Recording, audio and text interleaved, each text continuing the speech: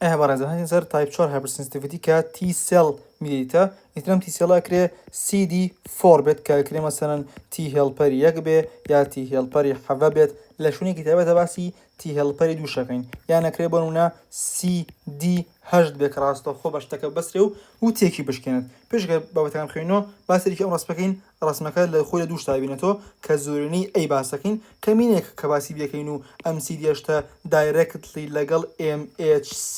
کلاس 1ەکە یا هی خانەکە وەکو چۆن لە ئیناسێتەوە و تێگیشکێنە دەتر باسی ئەمانەکەین کە مەسەمەوە تۆ ئەنتیجین پرێزنی سێڵک ئەنتیجینێک پرێزنتی ئەم CD4 کات کە تاوان بە قفلوقیلەکە سیگناڵی یەکەم سیگناڵی دوم کە بە B7نەکەی بۆ نمونە بەرحاڵ سیگناڵی سێم سیگناڵی سێمەوەی کە ئەم ئەنتیجین پرێزنسیڵە سایتۆکاین دەرێت ئێتر ئەگەر هەنێک سایتۆکاین بێت باشە ئەم CD4 ئەگۆڕێ بۆ هێڵپەرتی سێڵی یەک باشە TH1 یەک یان ئەگەر بوونە هەنێک سایتۆکاین تر بێ ئەیگۆڕێ بە TH7 باشە ئێتر هەرێکیان بێت ئەوانیش سایتۆکاین دەرێن ماکرۆفەیج و نیترۆفیل بانکن زیاتر TH1 کە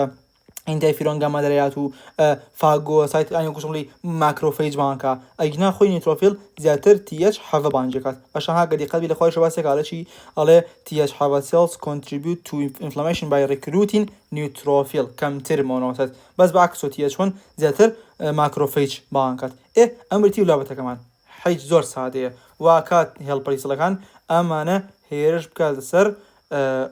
شانە ئاسایەکانی جسمی خۆمان و بێتە هۆی تیش و ئینجری ئێستا لە خوارەوە باسی هەنێک نەخۆشیەکەین تقریبا ئەکرێ ئەمانەش بریتی بێ لە ئۆتۆئیمیون واتە ئەو ئەنتیژینێک کە پیشانی ئەم هێڵپەرتی سێڵە درێ سێڵە ئەنتیژین بێت ئەو کاتە ئاز درێ بە کوشتنی ئەو سەڵڤەنتیژیانە کە شتێکی خراپە کاتە ئۆتۆئیمیون شرت نییە تەنیا بە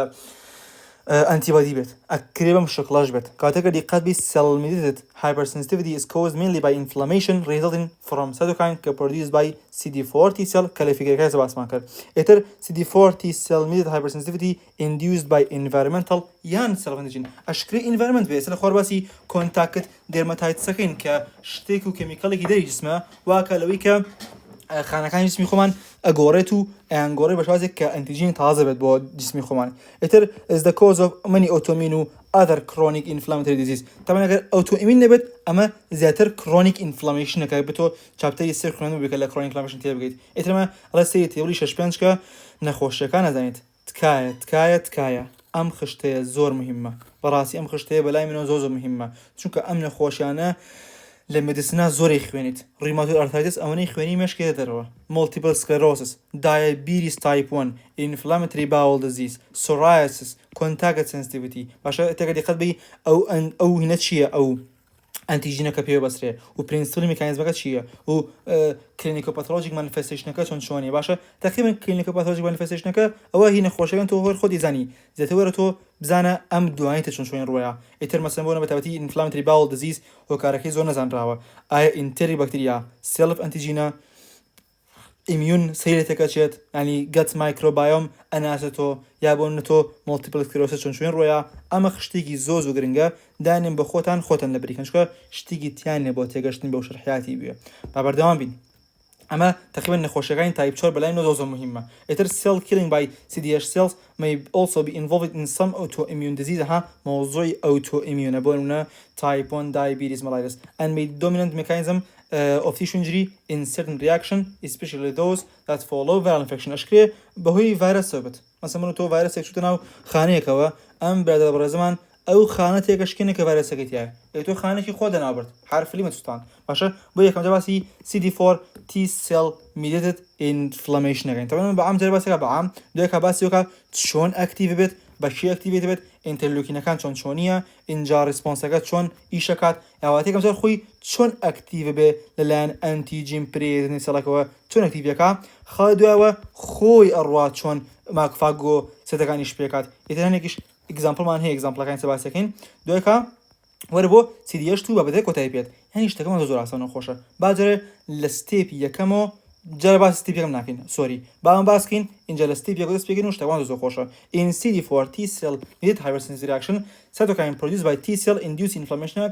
that may be chronic and destructive واتە کرۆنیکە ئێتر پرۆتۆتایپی ئەم ئینفلامێشنە delayed type hypersensitivity كوتي DTH بزانك مبستي delayed type hypersensitivity a tissue reaction to antigen given to immune individuals يعني كسيك پێشتر سنسیتایز بۆ بە ئەنتیجینێک ئێستا کاتێک ئەنتیجینەکەی پێیتۆ دوای 24 بۆ 4 ساعات ها دوای ماوەیەکی زۆر اینجا ریاکشنی بۆ هەیە بۆیە پێوترێت دیلی تایپ واتە دوا ئاکەوێت ئێتر in this reaction antigen administered into the skin of a previously immunized individual results in a detectable cutaneous reaction within 24 بۆ 4 hours کاتە هێنز دەتێرم delayed in contrast to immediate hypersensitivity بۆیە ها یەکسەر کە تۆ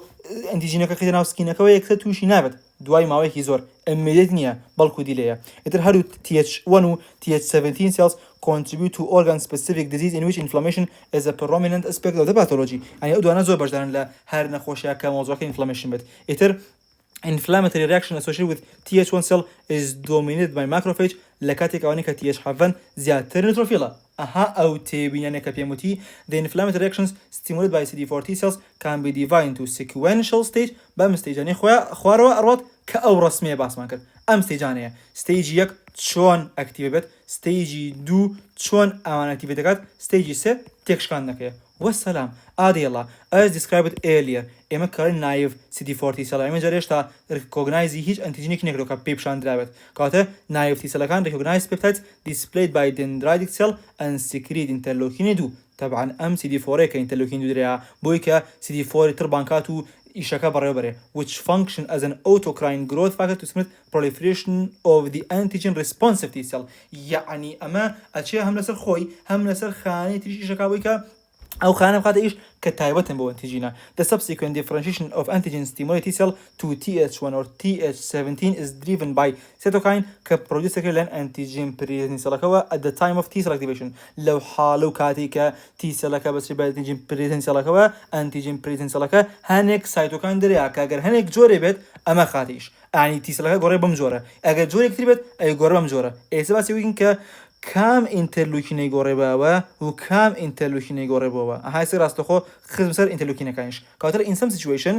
antigen presenting cell کە دێنرایسە لە ماکرۆفەیجە ئینتەرلوکینی 12 دەریا کە which induce differentiation CD4ەکە بۆ TH1 subset اینجا ئەم TH1 subset شێکات ئەجێ interferon gamma دەرات interferon gamma produced by these effector cells promote further TH1 development and amplify the reaction واتە ئەم interferon gamma یەت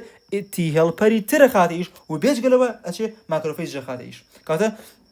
ئەجگەل وڵا ئەمە جارە باسی ئەوەی کە چۆنی TH1 ئەکتیڤ دەبێت دوای سە باسی وشین کە ئینتەرفیرۆن گاماکە چۆن ماکرۆفەیج ئەکتیڤ دەکات ئەمە لەلایەکی تر ئەگەر ئەنتیجین پرینسەلەکە هەنێک سایتۆکاین تر دەرباوە و ئینتەرلوکین 1 و ئینتەرلوکین 6 و ئینتەرلوکین 23 کە پورزا و خاڵۆزای ئینتەرلوکین 12 the T cells are induced to differentiate to T have a subset باشە ها بزانە کە کام ئینتەرلوکین ئەی گۆڕێ بۆ کام هێڵبەر T cell some of the differentiated effector cells enter the circulation and join the pool of memory T cell join جەماعەتەکەن کەمانە memory cellەکان بۆ مایکی زۆر منەوە sometimes for years ئێتر دیقەت بی response effector T cell چییە هایزە باسمان کە جارێ چۆنی helper T cell ئەکەوێتە ئیش و helper T cellەکانیش چۆن helper T cell ترەکەن ئیش ئێستا بزانین چۆن ئیشی ترەکەن on repeated exposure to an antigen ئەمە دووبارەیە کاتە جارێکەمەها sensitize بووە چونتە ناو memory cellەکانەوە سەحایەن میمۆریان پیا کردووە ئەم جارە کاتێک هێتۆ بزانین چۆن ئەم delay type hypersensitivity ڕوەیە کاتە T helper 1 cells secrete cytokine mainly interferon gamma which are responsible for many of the manifestation delay type hypersensitivity interferon gamma activity classically activated بەکورتەکەی M1 macrophage classical خاتیش کەمانە ئیشان چییە phagocytosis killing microorganism is markedly augmented ئێتر they express جگەلەوەی کە ئەم interferon gamma واکە کە phagocytosis توانەکانیان زیاوەکات جگەلەوە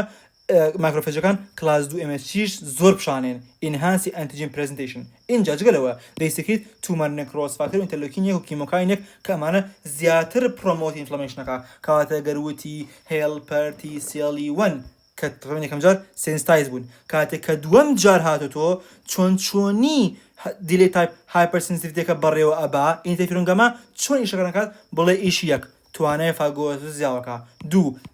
توانای ئەنتیجن پرزنتیشن زیاوەکە 3 بە دەدانی هەنێک ئەنی سایتۆکاین کە ماکرۆفەیجەکە دەریەیە ها واتە ئینتەرفیرۆنگامەکە لە ماکرۆفێجەکە ئەمانە دەربات زیاتر ئینفلامەشن بەڕێوەبات اینجا and they produce more interleukin 12 amplifying TH1 response خاڵی چوارەم ماکرۆفێجەکەش زیاتر ئینتەرلوکین 12 پێاتەوە ئەمە بە کورتەکەی تیڵپەر یەک هەر دەستخۆشی لە ماکرۆفێجەکە ماکرۆفێجیش ئحراج بێ هەر دەستخۆشی لێکاتەوە ئەو ئەوەنە ئینتەرفیرۆنگامە پێیە ئەمیشە ئینتەرلوکین 12 پێاتەوە ئیترڵێ thus activate macrophage serve to eliminate the offending antigen if the activation is sustained continued inflammation and tissue injury result ئەگە بەردەوام بێت ئەبێتە هۆی chronicity و chronic inflammation اینجا یەک تێبینی هێت خۆ بە ئەوە باسکەم لەبێت کە لەسەرتایە نەموت ئەمە وەکو جۆری تایپ 1 hypersensitivity وایە لەوەی کە ئەمە جاری دووەم ئەم شتەڕوەیە یەکەم جەڕوونایە یەکەم جەرەبێ خانەکان تەنها بکەون ئەکتیڤیت بن ببنە میمۆریتی سێڵەوەها جاری دووەم بێنەوە مۆزوەکە بەس ئەمیان دیلەی تایپە ئەوەی تایپ 1 hypersensitivity immediate کەوە طبعا جگە لە immediateەکە لەیت فێزێکیشی هەیە بەس لەیت فێزەکە عنی یەکسان نییە بەم دیلەیتە باشە هاتکە ئەو تیمیانە بزانن باش ئێتر ئەکتیڤیت تی حەڤە سکی ئینتەرلوکینی حەڤە و بسوودووە کات و کیمۆکاین و هەنێک سەتۆکانی تر collectively ئەم سەتۆکانانە نیترۆفیل بانکەن و مۆنۆسەت دەتر نیترۆفیل بانکەن و پرۆمۆتی ئینفلامێشنەکەن ئەم بریتی بوو لە دیلەی تایپ hypersensitivity لە جۆری CD4 پلس تیسەڵەکە کە جارێکم سێنسیتایز بوون جاری دووەم 2 ساعت بۆ 4 ساعت ئیشی خۆیان کرد example CD4 T cell mediated inflammatory reactions کە ئەمە داوترین نمونە گرنگترین نمونە کە زۆرترین جار لە ئیمتیحانە نێودوڵەتەکانێتەوە لە ئیمتیحانی چوزانم زانکۆ و جامیعەیە لە بابەتی ڕێسپیرەتۆری لە بابەتی توبەرکلۆسە ئەم شتەیەتەوە توبەرکولین تست ئەمە ڕێک باسی دیلەی تایپ hypersensitive بۆکە classic example DTH is tuberculin reaction کە produced by intracutaneous intradermal injection PPD کە پێش وتە tuberculin purified protein derivative ئیترم باسی چێکە باسی ئەڵێگەر کۆمەڵە خەڵکێک لە مناڵیە بەرکەوتنیان بە توبەرکلۆسس هەبوو بێ ئێتە چ بە ڤاکسین بێت یا بێ ڤاکسین لە کۆنە کاتێکە ڤاکسین نەبووە لە مناڵی خۆیان تووشی بوون چۆن ئەزانڕەکە کەسێک توش بێت توش نەبووە بەم توبەرکلین تێستە بەسە ئەو توبەرکلین تێستە بۆ ینی ئیش ناکە بێکە بزانانی کەسێک تووشی توبەرکلۆس بوویانە لەبەروی کە ئێمە خۆمان بە ڤاکسین تووشی کەسێکەکەین دوایەکە توبەرکلین تێستەکە پۆزیتیڤ دەرەچێت بەرحاڵ پیپیدەکە چییە ئەم تێستە a protein contain antigen of the tubercle bacillus یعنی بە کورتەکەی ئەم پرۆتینە بەشێکی سیلیتیایە ئەو بەکتریای سیل نەزان بەکتریای سیل ئەوەی پێوتریاچین لە کوردەکەم زۆر باش نییە in a previously sensitized individual ها لەو کاتەنی sensitized بوون reddening and induration of the site appear هەش بۆ 12 hours و ئەگاتە پیک لە 24 بۆ 72 ساعتە ئێتەکە خۆتان سێشکەن بۆ توبەرکلین تست لەبوون لە 8 ساعتی سەرەتایە بچووکە دوای گەورەترە دوای گاتە پیک باشە ئێتر بەپێی حسابکردنی سانتیمەتر و هەنێک کرایتیریا وشت ئەزانێک کەسەکە پۆزیتیڤ یان نێگاتیڤە ئێتر دوایەوە slowly subside نامێنێت morphologically delayed type hypersensitivity is characterized by accumulation of mononuclear cell mainly CD4 T cell and macrophage around venules لەبین لە نزیک وێنەکانە بۆیە پێی ئەوتێ پێریڤاسکولەر کەفینگ سێری فیگەری 16ەکە ئەمە فیگەری 16 هاگە دیقەت بی یەک دنیا خانەوە هەیە طبعا of course بە immunoperoxidase staining ئەمە لە هیستۆلۆژیا خوێندومان لە مۆزوعی enzyme histochemistry ئەها گەرێمەمان نەبزین کە شتێ لەناو تیشووە شوێنێکا هەیە ئەنتیبۆدێکی دژیەوە پێین بۆیە ئێمە ئەم شانەیە ستینەکەین بە ئەنتیبادیە کە ئەنزەماتی ئەکتیڤیتی هەیە ئەم ئەنتیبادیە ئەنتی CD4 ئەنتیبادیە ئیترێکە پێی بەسرا بەم شێوەزە ڕەنجێکات و ئەزانین کە تۆ هێڵپەرتی سەلیتیایە کەواتە گەری خەبێتێکە شانەکە چۆن هێڵپەرتی سەلیتیایە بە کورتەکەی ئەیسەرمێنێت یعنی بە کورتەکەی ئێمە هەر قسە ناکەین و زانست قسە ناکات بێوی بیسەرمێنێت تەواو سلمانێتی و ئیتر بێمەتەنە قسەکات ئەوە هەر هەمووی بەڵگە پیشانتەیە بەڵگە بە بەڵگە ئیتر in fully developed lesion the venules show marked endothelial hypertrophy reflecting cytokine mediated endothelial activation واتە endothelial activate بووە بەهۆی کە cytokine پێدراوە with certain persistent or non-degradable antigen وەکو tubercle bacilli colonizing the lung or other tissue the infiltrate is dominated by macrophage over a period of 2 or 3 weeks یعنی لەبەروی کە ئەم tubercle bacilli تێک ناشکێنرێ ماکرۆفێج کۆ بێتۆ لە ناوی نابن ئێستا ئەم ماکرۆفێجە کە ناتوانین ناوی بەرێت ئەبێ شتێک هەیە بیرروهێت و لە کرۆنیک ئینفلەمێشنە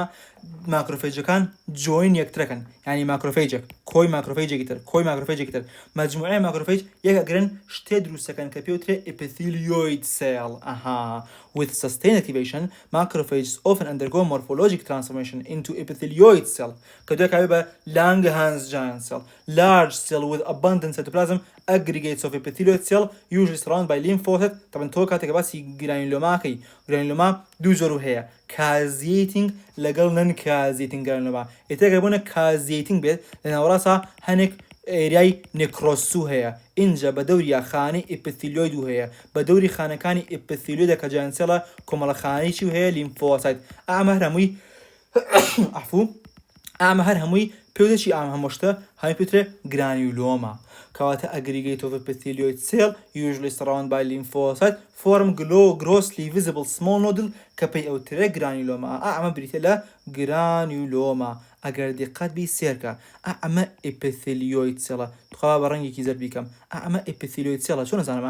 ئەمە ناوچێک ئەمە دوان ئەمە سیان ئەمە چوار مەجموعەیەکیان گرتووە یان بەونە ئەمە 1 2 3 4 5 6 ئیپیثیلۆید سێڵ اینجا بە دەوری شانەتەی هەیە دنیایەک لیمفۆسایتە هەیە ئەوە پێوترێ گرانیولۆما اینجا چی تریشمان هەیە لێرە okay this pattern of chronic inflammation called granulomatous inflammation granulomatous inflammation شرط نییە بەس infection بواە جەروا هەیە هەنێک مادە هەیە کە تێک ناشکێنرێ ئەوە شەر گرانیولۆما دروست دەکات باشە ئیتر is commonly associated with strong Th1 cell activation and production of cytokine وەکو interferon gamma ئەگەر بیتەمە بێت لە chronic inflammation ئەمانوت دایم interferon gamma مهمە لەو بابەتەیە it can also be caused by indigestible foreign bodies which activate macrophage without eliciting an adaptive immune response ئەوە شەر نییە بەس مۆزوعی باکتریامانە بێت یا مایکرۆب بێت ئەکرێ foreign body بێت کە هەدەر جسمی خۆتە بێت بەڵام تێک نشکێت لێرەیە adaptive ناکەوێتیش بەس تەنها ماکرۆفێجەکەوێتیش ئیتر in some helmintic reaction ئەم شتەمان هەیە ئەم تێبینە گرنگە لە parasitic infectionە یەک exceptionمان هەیە وەکو schistosomiasis نازانم ئەڵێ the worms ئەم کرمانە کە پاراسەتن ئێک هێلکەدانن کە granulomatous reaction دروست دەکات بەڵام ئەم granulomatous reactionە بە بۆنەی helper T cell یەکەوە نییە زیاتر helper T cell دووە بۆ چکە these reaction are usually rich in eosinophil چکە helminthic infection and are elicited by strong Th2 response which are typical of many helminthic infections کە ئەم تیبیانە من کە پێدەڵێم هەمووی شتی مهمە بیزانی بۆ ئیمتیحاننا بۆ معلوماتی خۆت تر کەمونتم بۆ ئیمتیحان گرنگێتر هەمی لێکسەر ڕاستەخۆ لەبیر خۆی باتەوە لەبیر خۆتی بەرەوە هەر بیزانە خراپ نییە خۆ قورس نییە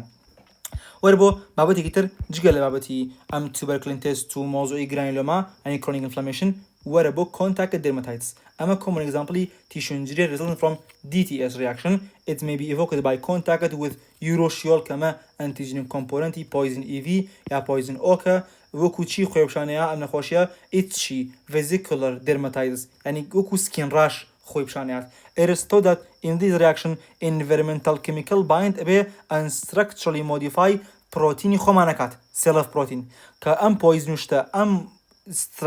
cell of protein جسمی خۆمانی نەکتێکشکان ئەوسنەی گۆڕی مۆدیفای کرد وای لێکە پرۆتینەکانی جسمی خۆمان کە گۆڕاوە ئیتر cell of نەماوە and peptides derived from these modified protein are recognized by T cells and elicit the reaction. Other chemicals may also modify HLA molecules يعني MHC making them appear foreign to T cells. وای لێکە T cell کان ئەمانە بە foreign ببینێت. The same mechanism is responsible for most drug reaction کە دراکان هاوان دراک ئەبەسترێ بە شانێکی خۆتۆ دەستکاریەکە وای لێکایتر ئەمە وەکو شانێکی خۆت نامێنێتەوە وەکو شانێکی دەرەکی سێدەکرێت. ئیتر among the most common immunologic reactions of human these often manifest as skin rash يعني حتى ئەگەر دقت بی زۆربەی hypersensitivity کاتێک کە لە دراکانە هاڵێ hypersensitivity یەکسەر لەسەر پێس زۆربێت کات شتەکان دەرەکەوێت ئیتر CD4 T cell mediated inflammation is the basis of tissue injury in many organ specific and systemic autoimmune disease وەکو rheumatoid arthritis multiple sclerosis as well as diseases linked to uncontrolled reaction to bacterial commensal وەکو inflammatory bowel disease يعني هەنێک immune reaction ڕۆیە هەر لە خۆی تێکەچێت هێرش کات سەر کۆڵۆنی خۆت کە IBD Crohn disease و ulcerative colitis باش وەرە بۆ CD8 cell mediated cytotoxicity کە ئەمە دەدرێت بۆ مۆزوعی تایپ 1 دایابیتیس و هەنێک نەخۆشی ترە ئەمە لە کاتێکا ڕیماتۆیدۆمانە CD4ەکە بوو بۆیە بزانێت کە چ نەخۆشیەک کام جۆرتیا بەشدار ڕەجانە هەزە بۆنە ڕیماتۆید multiple sclerosis TH7 and TH1ەکە نیشەی پسای لەسەرە ئەمە TH1 و TH7 بۆنمونە بەڵامەکە بۆنە دیقەتی تایپ 1 دایابیتیس بی ئەڵێ cytotoxic T cell ئەترما باقی ئەوانەتیش هەر هێڵپەرتیسەلێک و هێڵپەرتیسەلی حەڤەیە تەنها لێرەیە ئەمە یەکە cytotoxic cell و ئەم نمونەش هەرە باسەکات ئێتر لە ڕێژ لێرە ئەڵێ in this type of T cell mediated reaction CD8 cytotoxicity cell kill antigen expressing target cell tissue destruction by cytotoxic cell may be a component of some T cell mediated disease وەکو type 1 diabetes ئێتر ئەم cytotoxic cell directed against cell surface histocompatibility antigen play an important role in grave rejection طبعا باسەکەین کە cytotoxic چۆنی ئەو MHC کە پرۆتینێکی سیر و سەمەرە بشانەیە ئاڵێ های لەوە ئەمە خۆمانە نییە ئادی باێرش کەمە سەری they also play a role in reaction against viruses کەوەسش طبعا لە مۆزوعی ڤایرۆسوانە شەبەتەبەتی بوونە viral hepatitis لە viral hepatitis ئەم برادرە بەڕێزەمانە کە لە ناومانە بات ینی ئەم cytotoxic cell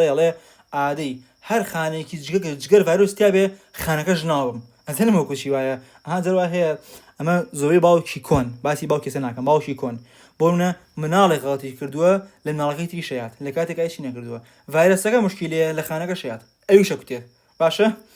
ئەوە بۆی کە تێبگەی لە شتەکە ئێتر لێ in a virus infected cell viral protein are displayed by class 1 MHC molecule and the complex is recognized by T cell receptor cytotoxic T cell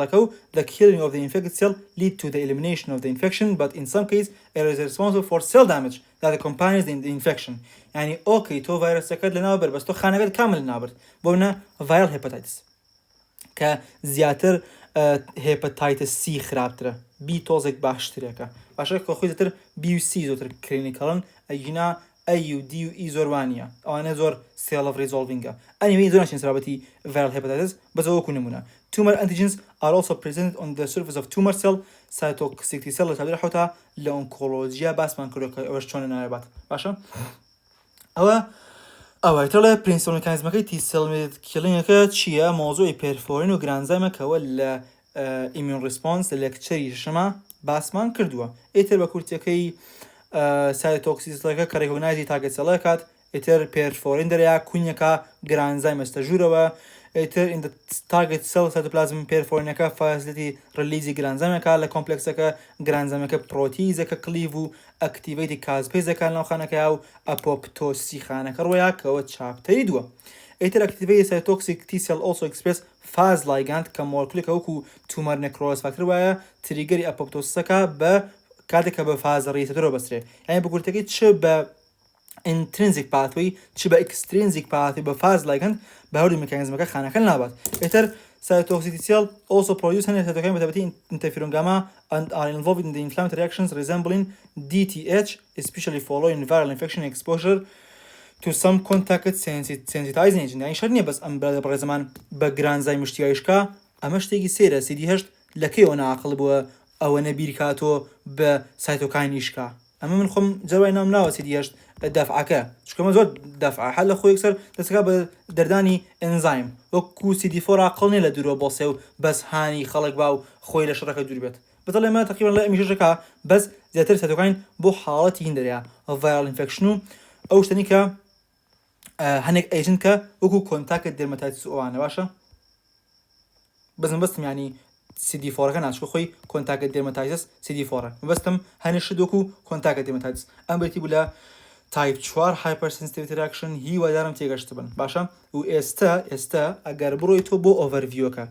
بابشنو بو اوفرفيو کا بيجي كتابه تكبين تي اگه كمن لو اوفرفيو کا چين باس كردوا چون كمن بيجي كلا تايب 1 دس بكم تايب 1 و 2 3 و 4 كر انجا گرام بتكم شرح كر ستو اعلم خشت جوان تيجي كاتيكالي activated T lymphocyte release cytokine inflammation و macrophage و neutrophil لقال هاتو TH حفبه يعني eosinophil لقال هاتو TH2 بيو schistosomiasis حاله perivascular cellular infiltrate ئەها گرانیلۆما فۆرمێشن ئەمە هەر هەمووی تێگە حالن یا تی سێل mediated cytotoxicity ئیترها کۆنتاکە dermatitis multiple sclerosis type 1 diabetes tuberculosis IBD و هەتا دوایی ئەم بریتی بوو لە بابەتەکانی hypersensitivity هیوادارم ئیسفادەن لێ کرد بێت ئەمە هەر ڕێگابەتی لەکتۆرەکەی بۆی لە سلێکشڕاهی ناکەم ئتر هیوادارم نازانم من کە قسەکەم وا قسەکەم حەزەکەم تێگەشت من و دڵنیاشم تێگەن بۆیە چامانن هەر پرسیارەکە لە خزمەتانم گەشتینە ئۆتۆئیمیون لەگەڵ ترانسپلانتیشن و کۆتایی بە ئیمونیتیەت بەڕێزن